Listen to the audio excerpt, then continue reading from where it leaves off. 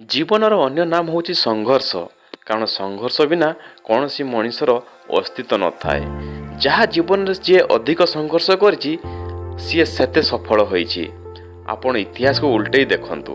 କାରଣ ଯେଉଁ ପଥର ଅଧିକ କଷ୍ଟ ସହିଥାଏ ସିଏ ହିଁ ମନ୍ଦିର ଭିତରେ ପୂଜା ପାଏ, ଆଉ ଯିଏ କମ୍ କଷ୍ଟ ସହିଥାଏ ସେ ମନ୍ଦିର ବାହାରେ ପାହାଚ ରୂପରେ ପଡ଼ି ରହିଥାଏ। ତାହାରି ମଥା ଉପରେ ସମସ୍ତେ ପାଦ ରଖି ଆଗକୁ ଯାଆନ୍ତି। ଠିକ୍ ସେପରି ଯେପରି ଦହିକୁ ମହିଲେ ଲହୁଣୀ ହେବ, ଆଉ ଦହି ଅପେକ୍ଷା ଲହୁଣୀର ଦାମ ଅଧିକ, ଠିକ୍ ସେହିଭଳି ପ୍ରତ୍ୟେକ ଜୀବନରେ ସଂଘର୍ଷ ଏକାନ୍ତ ଆବଶ୍ୟକ। ପଙ୍କରୁ ପଦ୍ମଜାତ ହୁଏ, କୋଇଲାରୁ ହୀରା ବାହାରେ। ଠିକ୍ ସେହିଭଳି ଜୀବନ ଯନ୍ତ୍ରଣାରୁ ହିଁ ଆପଣ ଜଣେ ସଫଳ ବ୍ୟକ୍ତିତ୍ୱ ଭାବରେ ପରିଗଣିତ ହୁଅନ୍ତି।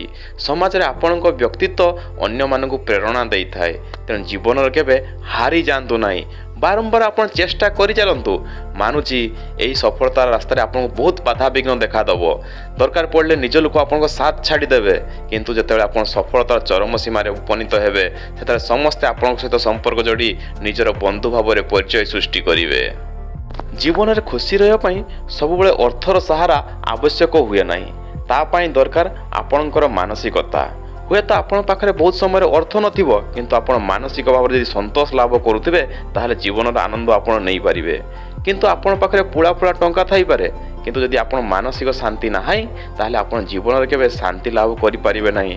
କେବେ ବାହାରେ ହସିଲେ ମଧ୍ୟ ଅନ୍ତରରେ ଆପଣ କାନ୍ଦି ଉଠୁଥିବେ, ଧିକ୍କାର କରୁଥିବେ ନିଜ ଜୀବନକୁ। ଏଭଳି ଜୀବନ ଅପେକ୍ଷା ମରଣକୁ ଆପଣ ଆଦରି ନେବେ। ତେଣୁ ଆତ୍ମସନ୍ତୋଷକୁ ସବୁବେଳେ ଜଗନ୍ତୁ ଏବଂ ଆପଣ ସେଇ କାମ ହିଁ କରନ୍ତୁ ଯେଉଁଥିରେ ଆପଣଙ୍କର ଆତ୍ମସନ୍ତୋଷ ଅଛି। ଜୀବନରେ ଖୁସି ରହିବା ପାଇଁ ଛୋଟ ଛୁଆର ହସଠାରୁ ଆରମ୍ଭ କରି ବର୍ଷାର ଜଳବିନ୍ଦୁ ପର୍ଯ୍ୟନ୍ତ ଆପଣଙ୍କୁ ଆନନ୍ଦ ଦେଇପାରେ, କିନ୍ତୁ ସେହି ଆନନ୍ଦକୁ ଆପଣ ଅନୁଭବ କରିପାରୁଥିବାର ଆବଶ୍ୟକତା ରହିଛି। ଛୋଟ ଛୋଟ ଜିନିଷରେ ଆପଣ ବଡ଼ ଜିନିଷକୁ ଉପଲବ୍ଧି କରିବାର ଆବଶ୍ୟକତା ରହିଛି। ଦୁନିଆରେ 90% ଲୋକ ସବୁବେଳେ ଭାବନ୍ତି ଲୋକେ କ'ଣ କହିବେ, ଆଉ ଲୋକେ କ'ଣ କହିବେ ଭାବି ନିଜ ଖୁସିକୁ ମଧ୍ୟ ବଳିଦାନ ଦେଇଦିଅନ୍ତି। ନିଜ ଇଚ୍ଛା ମୁତାବକ କାମ କରନ୍ତି ନାହିଁ। କିନ୍ତୁ ସେମାନେ ମନେ ରଖିବା ଦରକାର, ଆମେ ପ୍ରଥମେ ନିଜ ପାଇଁ ବଞ୍ଚିବା, ନିଜ ଖୁସିକୁ ଦେଖିବା, ଦୁନିଆକୁ ଖୁସି କରିବା। ଲୋକେ ତ ବହୁତ କଥା କହିବେ, କ'ଣ ସମସ୍ତଙ୍କୁ ଚୁପ୍ କରାଯାଇପାରିବ କି? ନା ସମସ୍ତଙ୍କ ଇଚ୍ଛାକୁ ପୂରଣ କରାଯାଇପାରିବ?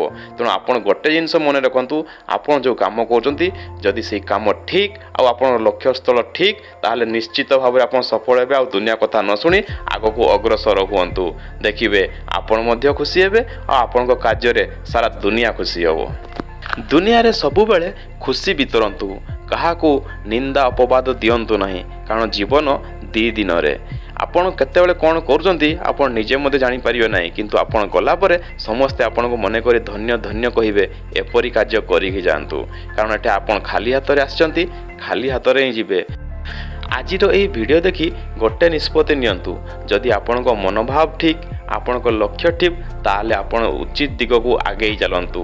ଦେଖିବେ ଆପଣ ଲକ୍ଷ୍ୟ ସିଦ୍ଧି ମଧ୍ୟ କରିପାରିବେ ଆଉ ଦୁନିଆ ଆପଣଙ୍କୁ ଧନ୍ୟ ମଧ୍ୟ କହିବେ।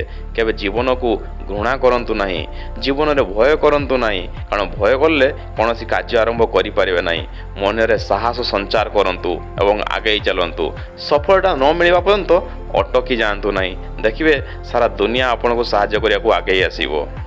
ଶେଷରେ ଆପଣଙ୍କୁ ଏତିକି ଅନୁରୋଧ କରିବି, ଯଦି ମୋତେ ସାହାଯ୍ୟ କରିବା ପାଇଁ ଚାହୁଁଛନ୍ତି ତାହେଲେ ମୋ ଚ୍ୟାନେଲକୁ ଲାଇକ୍ ଏବଂ ସବସ୍କ୍ରାଇବ୍ କରି ବେଲ୍ ଆଇକନ୍କୁ ପ୍ରେସ୍ କରିଦିଅନ୍ତୁ।